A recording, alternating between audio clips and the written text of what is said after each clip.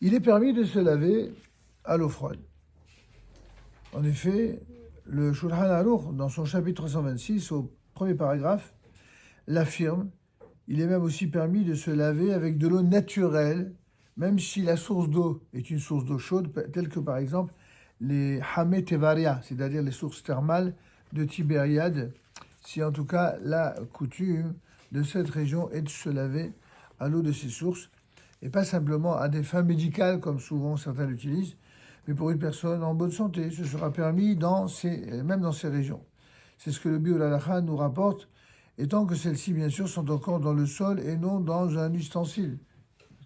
Ce qu'on est autorisé à faire dans Khamet et Varia, c'est lorsque il s'agit d'eau, si vous voulez, dans une construction thermale prévue à cet effet, et pas une bassine à l'extérieur ou je ne sais quoi, comment dire, quelque chose, ou une piscine non naturelle. D'accord. Alors néanmoins, certains, notamment chez nos frères ashkénazes, ont pour coutume de ne pas se laver tout le corps, même avec de l'eau froide. Pourquoi? De crainte d'en arriver à essorer les cheveux. Alors c'est notamment vrai pour les épouses ou les jeunes filles qui ont de longues chevelures. En général, c'est compliqué de rester avec une longue chevelure et l'eau qui dégouline. En vérité, on sait que la parade, elle est simple. Il suffit de prendre une serviette de bain très épaisse et de tapoter sur les cheveux et de laisser imbiber, ou alors de mettre les cheveux à la manière orientale, vous savez. Les dames comprennent sûrement ce que je veux dire. Les mettre comme ça au-dessus de la tête et d'attendre que l'eau s'écoule. Mais si ça c'est permis, par contre, on n'a pas le droit de prendre la serviette et de commencer à frotter et d'essorer, puisque essorer, pour le coup, ça, c'est strictement interdit pendant Shabbat. Vous le savez. Je suppose que si vous ne le savez pas, donc c'est l'occasion de l'apprendre. On n'a pas vu ça encore, mais on n'a pas le droit d'essorer pendant Shabbat. Ça inclut non seulement le fait d'essorer les cheveux, mais aussi d'essorer une serpillière, par exemple, ou alors essorer une éponge. Tout ça est strictement interdit pendant Shabbat. D'ailleurs, même le fameux sachet de thé que certains aiment à utiliser pendant Shabbat, vous avez le droit de tremper votre sachet de thé. Vous mettez d'abord l'eau, et vous faites comme ça, un aller-retour comme ça, 5, 10 fois. Il y en a qui font 18 fois pour dire les Chaim, parce que 18, c'est la valeur numérique de Chaim, de la vie. Mais bon, c'est pas une halakha, c'est juste un sourire. Et une fois que le thé a infusé, vous le sortez, vous le mettez dans un kéli pour pas que ça dégouline partout et vous le jetez. Mais en aucun cas, vous devez laisser dans le verre et prendre la cuillère et appuyer sur le sachet. Et oui, je sais que c'est rigolo, mais n'empêche que si vous faites ça, vous transgressez l'interdit d'essorer. La salade, c'est une bonne question. Vous voulez dire par là le fait que la salade, elle soit parfois imbibée d'eau, c'est ça? Alors, je crois savoir qu'il existe des trucs en plastique, là. Quand vous tournez, faudrait vérifier. La vérité, vous me donnez une colle. On m'a jamais posé cette question et je me suis même pas posé la question. Parce qu'en général, en ce qui concerne les salades, elles sont en vérité vérifiées avant Shabbat, pas pendant Shabbat. On évite, dans toute préparation qu'il est possible de faire avant, n'oubliez pas quand même qu'il n'y a que 2 repas principaux au Shabbat, et même pour une salade, vous pouvez la préparer avant.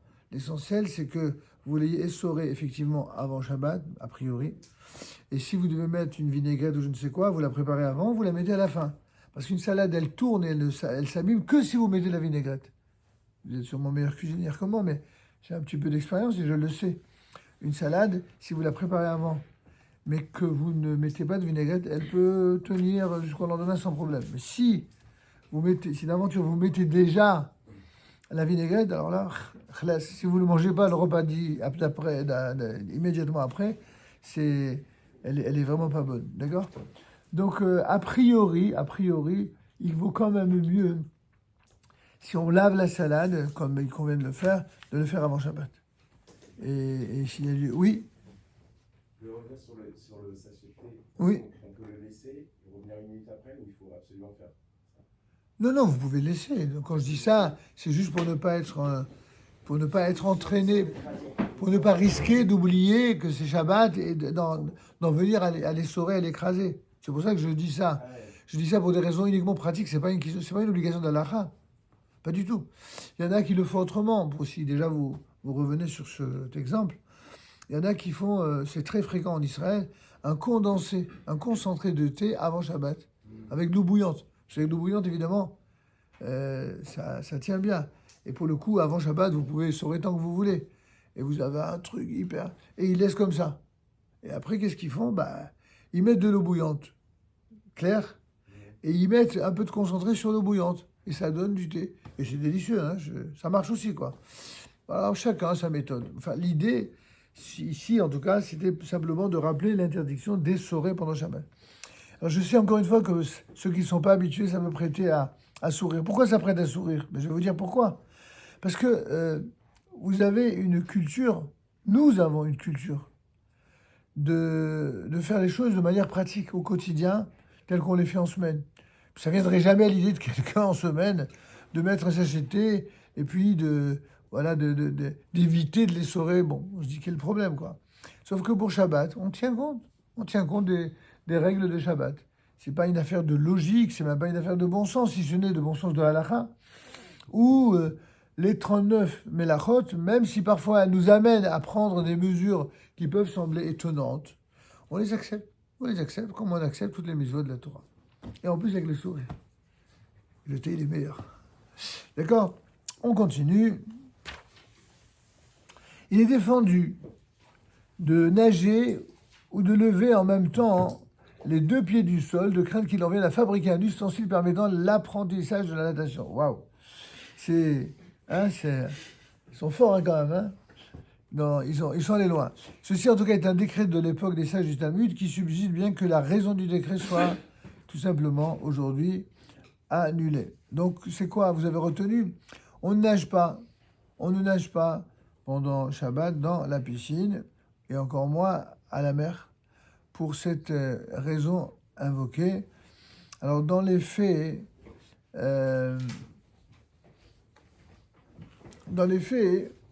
certains autorisent pour quelqu'un qui a une villa avec piscine, le pauvre. Quelqu'un, j'aime bien faire cet humour, c'est tellement kiffant. Je fais la même chose pour les dynimes de Pessah. Vous savez, pour la Bédicat Rames, quand il faut faire la Bédicat Rames de plusieurs maisons. Alors je dis toujours, celui qui a plusieurs maisons, et c'est difficile de faire le nettoyage de toutes ces maisons, le pauvre, d'accord, mais c'est de l'humour facile simplement pour dire que il y a des gens qui ne comprennent pas que quand on est riche, c'est difficile, quoi. C'est dur. Il faut appliquer la halakha, même quand on est riche. La halakha, c'est pas fait pour les pauvres, c'est fait pour tous les juifs. Et donc, il faut se conformer à la halakha, que ce soit facile ou que ce soit difficile. Pour autant, les sages du Talmud et les rabbins autour du Shulchan Aruch veillent toujours à la fois à rendre possible et respectable la halakha d'une manière rigoureuse, mais à chaque fois que des ouvertures tout à fait réglementaires, tout à fait légales sont autorisées, ils le font. Ils ne sont pas là pour pourrir la vie de qui que ce soit, pas du tout. Donc la piscine, c'est possible. Alors la piscine, ce qui est possible, c'est uniquement pour celui qui a une piscine totalement privée et qu'il est capable de faire un plouf comme il ferait éventuellement dans l'eau froide, je précise évidemment. C'est comme ce qu'on a dit avant. Et sans en venir à prendre une serviette et essorer les cheveux. Voilà. Donc s'il est capable vraiment de s'en tenir à cela, Et de nager. et oui, certains permettent dans ces conditions-là. Mais bon, c'est pas une activité très shabbatique, hein, que ce soit clair quand même. C'est très compliqué. C'est pas compliqué, c'est précis. Non, je parle pour celui qui voudrait Ah, aller dans la piscine ce jour-là. ouais, disons que c'est un des rares cas où j'invite la personne vraiment à ne pas se mouiller. C'est-à-dire que, alors qu'un juif, c'est justement celui qui sait se mouiller. Mais dans ce cas-là, évite les embrouilles, c'est pas la peine de te mettre dans... Oui. Mais j'ai une question. Normalement, c'est interdit de flotter. Alors, on parlait de nager. Nager toujours. Ensuite, on parlait des sorés. Là, vous parlez de flotter. Alors, est-ce qu'il est interdit de flotter? Ça dépend. Si vous êtes sur un, qu'on appelle ça? Une bouée. Vous flottez. D'accord. Mais ce qui est interdit, c'est de se noyer. Ça. Et pas seulement pendant Shabbat, même en dehors de Shabbat. C'est interdit. C'est pas marqué, je vous jure, c'est pas marqué tu te noieras pas. Parce que les rabbins considèrent quand même qu'on a affaire à des gens intelligents et qu'il existe une interdiction du suicide. Elle englobe toutes les façons dont on peut se suicider, physiquement ou spirituellement. Par exemple, abréger ses jours, c'est interdit. Épouser un homme qui bat sa femme, c'est interdit, c'est un suicide. Ou épouser une femme qui est jalouse et acariâtre, c'est interdit, c'est aussi une forme de suicide. Ben oui, non mais vous croyez que je plaisante pas du tout. C'est sûr que c'est au sens figuré, c'est pas au sens propre. Mais en fait, toute forme de suicide est interdite. Si quelqu'un, il est candidat au suicide, alors tant pis pour lui, il avait qu'à pas chercher. Il me semblait qu'il y avait pas d'exception Attendez, excusez-moi, par rapport. au suicide. C'est pas. Oui, j'ai compris à quoi vous faites référence. Mais ça s'appelle pas du suicide. Il y a marqué Yaharok velo Yahavo. Bon, ça nous amène vraiment dans un autre sujet, mais bon, je n'aime pas repousser des bonnes interventions, donc je répondrai. C'est pas notre sujet du tout. Il existe un principe connu sur lequel on doit effectivement tout faire pour garder la vie sauve, quitte même à transgresser une loi de la Torah pour rester en vie. Et donc on a dit ça, sauf 3 préceptes ou 3 mitzvot dites capitales. C'est quoi ces 3 fautes? C'est tout d'abord l'idolâtrie. L'idolâtrie, c'est-à-dire, en d'autres termes, si on oblige un juif à renier son identité juive, à aller s'agenouiller devant une idolâtrie ou même l'embrasser, etc. Si on le contraint à cela, eh bien, il doit refuser. Même si on le menace. Alors quoi, il doit se laisser tuer? Il ne doit pas se laisser tuer. S'il arrive à tuer celui qui l'oblige, qu'il le tue. C'est exactement comme s'il voulait le tuer. Parce que demander à un juif d'épouser l'idolâtrie, c'est exactement comme s'il demandait de se suicider. Et comme on a une obligation de rester en vie, justement. Alors si pour rester en vie, il faut le supprimer, tu le supprimes. Au même titre que celui qui vient pour te tuer, tu vas pas lui parler en disant « Oh, c'est pas beau ce que tu fais, tu sais. Enfin, il faut être généreux dans la vie. Il faut être bon. » Et le gars qui s'éclate de rire et qui se fout de ta tête et qui prend son flingue et qui te tire dessus. Pourquoi? Parce qu'il a été assez mal pour lui faire la morale. Si tu fais la morale à un assassin, ben, t'étonne pas d'être supprimé. On fait pas la morale à un assassin, on le tue. C'est une mitzvah. Enfin, s'il vient pour te tuer. Non mais je plaisante pas, hein. Vous croyez que je plaisante pas du tout. On parle pas, on n'est pas encore de christianisme, là, on est encore de judaïsme. Dans le judaïsme, celui qui vient pour te tuer, c'est une mitzvah de le tuer avant qu'il ne te tue. D'ailleurs, même dans les civilisations et nations, on a quand même appris du judaïsme la notion de légitime défense, je vous signale. Alors même si elle a des illustrations très diversement interprétées dans le droit, dans tous les droits, dans toutes les juridictions des nations, il n'en reste pas moins vrai que ce principe est admis. Quelqu'un qui vient pour vous tuer où il n'y a pas la moindre ambiguïté, chacun comprendra qu'il s'agissait de... Alors après, il y a des cas limites. Bon, on ne va pas rentrer dans un cours de droit ici, mais c'est sûr que dès qu'un type qui ne te plaît pas, s'il dit « Ah ben il est venu pour me tuer », non, ça c'est sûr que ça, il va falloir prouver quand même que le gars il est venu pour te tuer. Mais quand quelqu'un il vient avec Kalachnikov et qui vient avec des couteaux et qui vient en lançant des cris de guerre en tout genre pour dire qu'il vient pour te tuer, celui-là, il n'y a pas une seconde, un milliard de secondes à hésiter. Il faut le tuer. C'est une mitzvah de le tuer. Point final. Et ceux qui veulent faire de la parodie de morale, alors qu'ils soient candidats au suicide, bechavod. Nous, on n'est pas candidat au suicide. On en a déjà assez comme ça qui veulent nous tuer, on ne va pas en plus leur faciliter la tâche. Oui. Mais j'ai pas terminé, excusez-moi, avant de... Oui. Donc la première, on a dit, c'est donc l'idolâtrie. La deuxième, c'est le meurtre. Autant on n'a pas le droit de se laisser tuer, autant on n'a pas le droit de tuer qui que ce soit comme ça. On n'a pas le droit d'aller tuer qui que ce soit, même si c'est un pourri. La Torah, elle te dit pas, celui-là c'est un pourri, tu rendras service à l'humanité, nettoie-le. Ma putain, ça va pas. S'il vient pour te tuer, même si c'est pas un pourri, tu le tues avant. Mais s'il vient pas pour te tuer, même si c'est un pourri, tu es Dieu, toi, pour décider qui c'est qui va vivre ou qui c'est qui va mourir. Est-ce que son sang, il est moins rouge que le tien? Par contre, s'il vient et il dit, voilà, comme les lois de la mafia, tu vas buter celui-là, sinon on te tue. Ça, c'est autre chose. Mais dans ce cas-là, si la seule manière de rester en vie, c'est de tuer, il ne faut pas tuer celui qu'on vous demande de tuer, il faut tuer celui qui vous le demande. Vous avez compris? Troisième cas, je ne sais pas lequel des trois est le plus horrible, peut-être que c'est celui-là. C'est les interdits moraux, les interdits d'ordre charnel et sexuel. Quelqu'un qui obligerait un homme à aller avec sa propre mère ou sa fille, ou avec sa sœur, ou le contraire, évidemment, une femme avec son fils, eh bien, il ne doit pas accepter, même si ça doit lui coûter la vie, parce que qu'est-ce que vaudrait une telle vie à cette condition-là?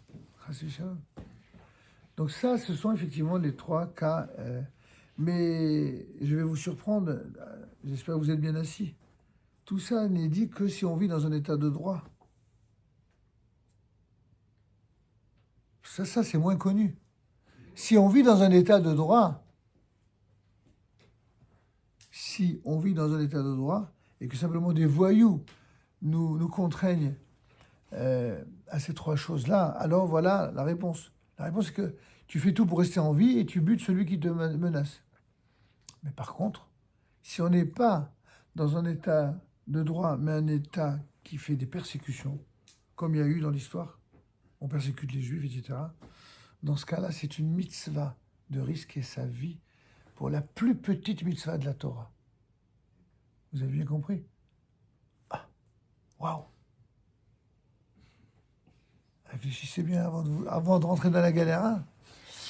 Pourquoi, à votre avis, pour la plus petite mitzvah de la Torah, c'est une mitzvah de risquer sa vie? Pardon? Bravo, c'est une des réponses flagrantes, nécessaires à rappeler, parce que c'est un Kiddush Hashem, c'est une sanctification du nom de Dieu. D'ailleurs, chaque fois qu'un juif il est tué simplement parce qu'il est juif, comme ce fut le cas avec le Hamas, et comme ce fut le cas à l'époque du nazisme, et comme ce fut le cas pour la malheureuse Madame Halimi et Ilan Halimi, et tous ces gens qui ont été butés, qui ont été tués, simplement parce qu'ils étaient juifs. Tous ces gens-là, d'après la tradition de nos maîtres, sont considérés dans le ciel, quelle que soit la vie qu'ils ont pu mener, quelles que soient les fautes qu'ils ont pu commettre. Ils sont traités dans le ciel comme de véritables tzadikim, comme des personnes saintes, qui non seulement ont une part essentielle au monde futur, mais leur vie, leur sacrifice est considéré à un niveau qui est des plus élevés pour le peuple d'Israël. Comme si, d'une certaine manière, comment vous donner une image qui soit à la fois dure, mais pas trop choquante. Vous savez ce que c'est qu'un court-circuit en électricité? Vous avez un certain nombre d'installations électriques, et il arrive parfois que quand il y a une surcharge, une surpuissance de consommation, eh bien, si c'est encore avec le système des plombs, ben, il y a un plomb qui saute. Pourquoi il saute? Pourquoi il saute le plomb? Apparemment, il n'y a pas d'électricien. Il y a toujours quelqu'un qui répond d'habitude. Oui. Exactement, mais pour quelle est sa nature? Quelle est sa fonction, pas sa nature? Quelle est la fonction du plomb qui saute? Khazak, il protège le reste de l'installation. C'est lui qui saute, mais il saute pour protéger. Alors mes amis, dans une formule peut-être pas si élégante et pas très engageante, mais tellement vraie. C'est ça, les Juifs. Les Juifs, c'est les plombs. Ce sont les plombs de l'humanité. Pourquoi c'est les Juifs qui prennent toujours? Parce qu'en fait, c'est eux qui sautent pour que l'humanité reste en vie. À chaque fois qu'un Juif ou que le peuple juif est attaqué, chaque fois que des horreurs sont accomplies dans le monde contre les Juifs, au plan individuel, au plan collectif, elles ne sont faites que pour une seule raison. C'est parce que le peuple d'Israël, c'est un peuple divin, que Dieu a choisi, évidemment, pas pour péter les plombs, hein. Non, il a choisi pour être le garant de l'humanité. Le peuple d'Israël, soit il est le garant de l'humanité humaine, que d'aucuns appellent aujourd'hui humaniste, mais pas selon les règles de l'idolâtrie, selon les règles de la Torah. C'est-à-dire pour veiller à ce que les êtres humains restent et demeurent humains, alors les Juifs, le peuple juif, doit faire ce qu'on n'exige à aucun peuple sur la terre. Où a-t-on jamais vu un peuple qui est en guerre et qui doit donner des comptes à la terre entière sur la manière dont il traite les civils, les hommes, les femmes, les enfants? Vous croyez qu'ils se gênent, les États-Unis ou même les alliances européennes, quand ils ont décidé de faire du nettoyage? Pour le coup, c'est plus que du nettoyage ethnique qu'ils font. Mais quand c'est des Juifs, on nous prend en otage moral, spirituel. Ah, vous vous rendez compte? Vous avez connu la Shoah, vous pouvez pas. Oui, on a eu la Shoah, on le sait grâce à vous. Et vous nous donnez des leçons de morale. Il faudrait peut-être pas mal de commencer par les appliquer à vous-même, les leçons de morale. Vous savez, mes amis, j'ai des élèves en ce moment à Gaza. Ils font ce qu'ils ont à faire comme tous les soldats d'Israël. Parmi eux, il y a deux catégories. La plupart sont des élèves qui ont étudié la Torah et qui continuent de l'étudier. D'autres sont moins versés et ils font leur rôle comme les autres. Vous savez la différence entre les deux? Pendant que ceux qui n'ont pas étudié la Torah sont chargés de faire les fameuses pauses humanitaires et de laisser passer, ils vont à la recherche des civils qui ne sont pas des gens du Hamas, donc il faut déjà apprendre à les détecter. Je ne vous dis pas le travail en amont de recherche des services spéciaux pour cela. Et une fois qu'ils les ont repérés, qu'est-ce qu'ils font? Ils leur donnent à boire et à manger alors qu'ils crevaient de faim. Ils viennent les récupérer alors que leurs soi-disant frères leur tirent dessus. Qui c'est qui dit ça? Oui, mais c'est irrationnel tout ça. Les gars, ils viennent, non pas pour faire une guerre ethnique, mais faire une guerre éthique, c'est-à-dire de liquider ceux qui sont venus pour tuer, violer et égorger. Ceux-là, ils sont décidés, et là je crois qu'ils vont aller jusqu'au bout. Et on a des jeunes entre 23 et 25 ans, pour la plupart, des fois même avant 19 ans. C'est quand ils font pas leur métier de guerre, parce qu'il faut qu'ils le fassent, qu'est-ce qu'ils font? Ils s'isolent derrière un tank et ils étudient la Torah. Voilà ce qu'ils font. Ils étudient la Torah. Parce qu'ils sont convaincus qu'en étudiant la Torah, ils continuent d'œuvrer pour le bien et du peuple d'Israël et de l'humanité. Les gens ne comprennent pas, ils ne sont pas du niveau de comprendre à qui on a affaire. Il n'y a que les imbéciles qui ont des préjugés et qui ont déjà choisi leur camp du mal depuis bien longtemps, qui vont chercher des poux dans la tête et faire des procès d'intention. Alors, voyez-vous, pardonnez-moi si je fais de temps en temps ces fameux... Mais comment j'ai fait cette parenthèse parce qu'elle était liée à la parenthèse de votre question. Mais quand on nous dit que il y a 3 règles, effectivement, qui disent qu'il y a la règle et la vol, qu'il faut mieux tuer plutôt que de transgresser, ça ne veut pas dire... C'est pour ça que je me suis permis de vous reprendre tout à l'heure sur la formulation. C'est pas du tout une autorisation de suicide. C'est pas ça du tout. C'est l'autorisation de comprendre en tant que juif qu'est-ce que ça signifie la vie. La vie, on n'a évidemment pas le droit de se suicider, d'aucune manière. Mais dans quel cas on parle qu'une vie est une vie? C'est lorsqu'elle est une vie. Si quelqu'un doit garder la vie au prix de perdre son âme, de perdre sa dignité et la respectabilité d'un proche, vous comprenez? Ou de la vie d'un être humain, d'ailleurs qu'il soit juif ou pas, je précise. Si tout ce que je vous ai dit, si on me demande de tuer un non-juif pour rester en vie. J'ai pas le droit. Chas v'shalom. Pour un non-juif, c'est un être humain.